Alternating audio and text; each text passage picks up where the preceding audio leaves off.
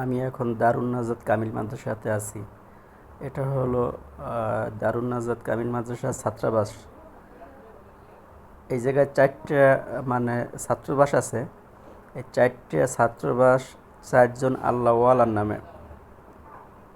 এইটা হলো সুফি ফাতে আলী ছাত্রাবাস। এই পাশে আছে সুফি নূর মোহাম্মদ নিজামপুরি ছাত্রাবাস।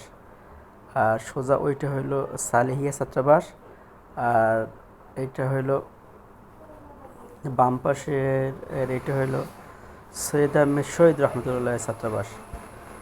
আর এইটা হইল একেবারে সোজা দারুন নাজাত জামে মসজিদ।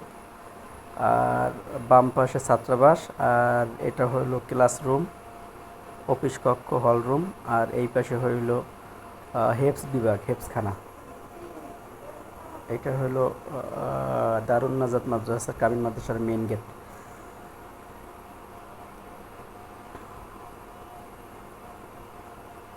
এটা নারায়ণগঞ্জের ভিতরেই পড়ে।